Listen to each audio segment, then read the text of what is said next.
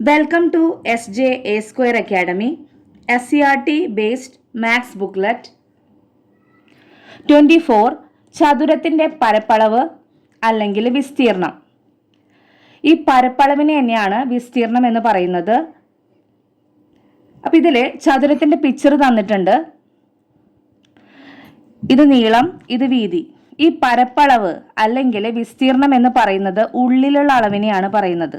Okay, ഈ പിക്ചറിൻ്റെ ഉള്ളിലുള്ള അളവിനെയാണ് പറയുന്നത് വിസ്തീർണം അല്ലെങ്കിൽ പരപ്പളവ്. അപ്പോൾ ചതുരത്തിൻ്റെ പരപ്പളവ് അല്ലെങ്കിൽ വിസ്തീർണം ഇസ് ഈക്വൽ ടു നീളം ഇൻറ്റു വീതി. ഓക്കെ, നീളം ഇൻറ്റു വീതിയാണ്. ഇനി നെക്സ്റ്റ് വൺ, ചതുരത്തിൻ്റെ ചുറ്റളവ്.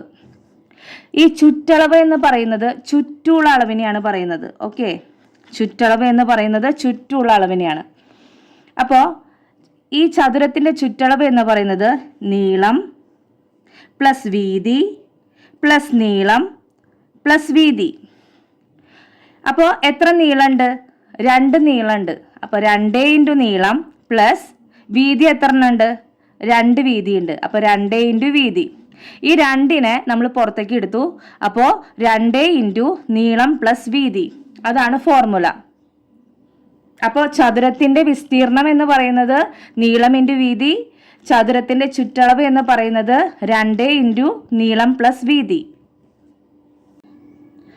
26 സമചതുരത്തിൻ്റെ പരപ്പളവ് അല്ലെങ്കിൽ വിസ്തീർണം.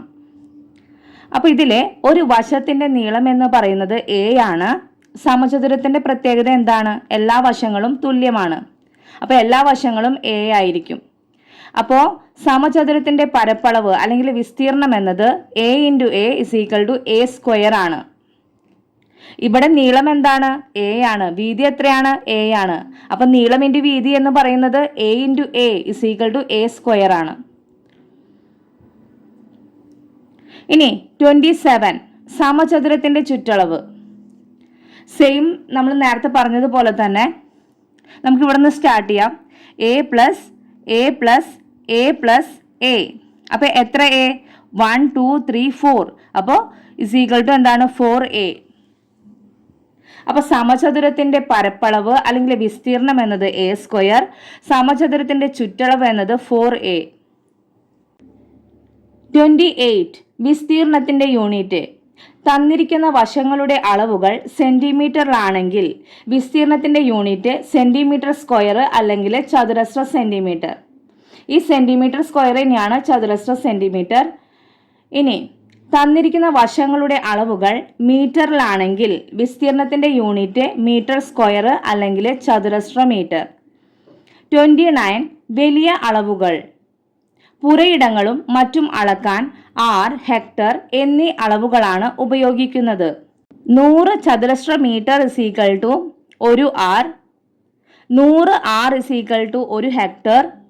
1 hectare is equal to 100 into 100 ചതുരശ്ര മീറ്റർ ഇസ് ഈക്വൽ ടു 10,000 ചതുരശ്ര മീറ്റർ.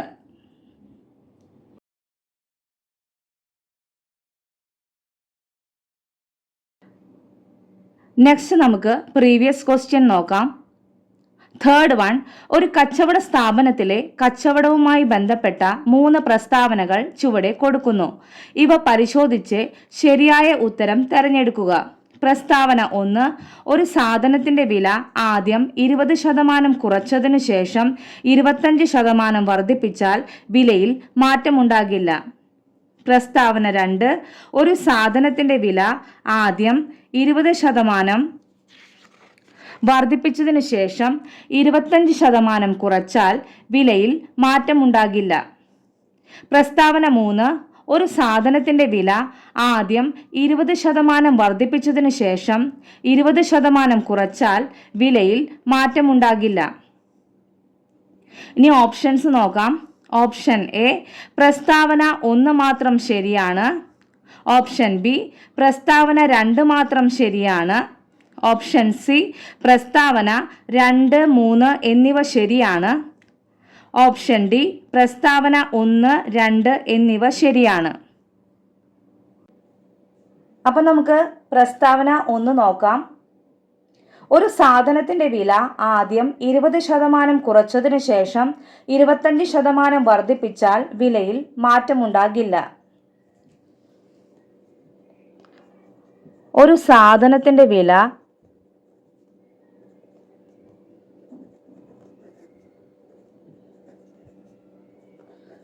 നമുക്ക് 100 എടുക്കാം. ആദ്യം 20% കുറച്ചതിന് ശേഷം, അപ്പം 100ൻ്റെ 20% കാണുക.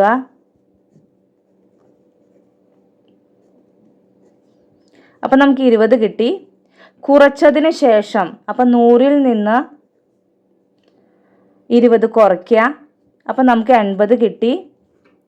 25% വർദ്ധിപ്പിച്ചാൽ, അപ്പോൾ 80ൻ്റെ 25% കാണുക.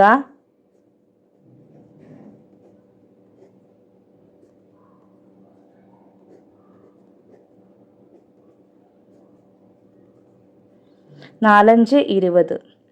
അപ്പോൾ നമുക്ക് 20 ആൻസർ കിട്ടി.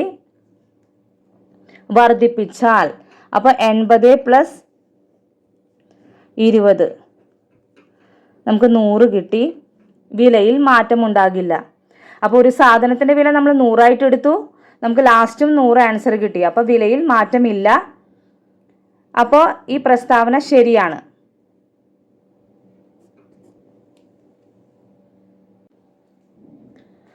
ഇനി നെക്സ്റ്റ് പ്രസ്താവന നോക്കാം. പ്രസ്താവന 2. ഒരു സാധനത്തിൻ്റെ വില ആദ്യം 20% വർദ്ധിപ്പിച്ചതിനു ശേഷം 25% കുറച്ചാൽ വിലയിൽ മാറ്റമുണ്ടാകില്ല. ഒരു സാധനത്തിൻ്റെ വില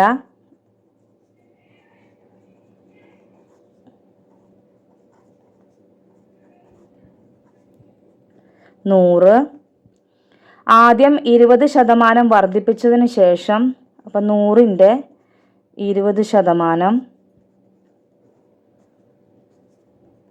20 വർദ്ധിപ്പിച്ചതിന് ശേഷം 100 + 20 120. 25% കുറച്ചാൽ, അപ്പം 120ൻ്റെ 25%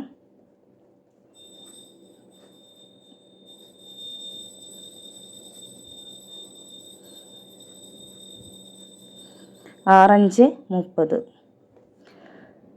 കുറച്ചാൽ 120ൽ നിന്ന് 30 കുറയ്ക്കുക. അപ്പോൾ എത്ര കിട്ടും? ആൻസർ 90. വിലയിൽ മാറ്റമുണ്ടാകില്ല. അപ്പോൾ ഒരു സാധനത്തിൻ്റെ വില 100 ആണ്. നമുക്ക് ഇപ്പോൾ കിട്ടിയത് 90 ആണ്. അപ്പോൾ വിലയിൽ മാറ്റമുണ്ട്. അപ്പോൾ ഈ പ്രസ്താവന തെറ്റാണ്. നെക്സ്റ്റ് പ്രസ്താവന 3. ഒരു സാധനത്തിൻ്റെ വില ആദ്യം 20% വർദ്ധിപ്പിച്ചതിനു ശേഷം 20% കുറച്ചാൽ വിലയിൽ മാറ്റമുണ്ടാകില്ല. ഒരു സാധനത്തിൻ്റെ വില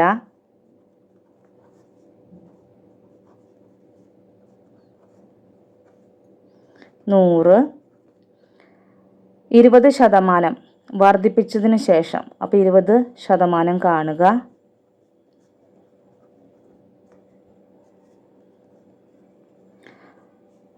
വർദ്ധിപ്പിച്ചതിന് ശേഷം, അതായത് 100 + 20 120. 20% കുറച്ചാൽ, അപ്പം 120ൻ്റെ 20% കാണണം.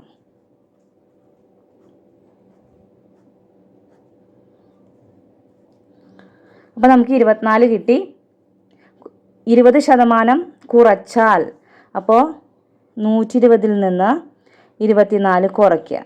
അപ്പം നമുക്ക് 96 കിട്ടി. വിലയിൽ മാറ്റമുണ്ടാകുന്നില്ല.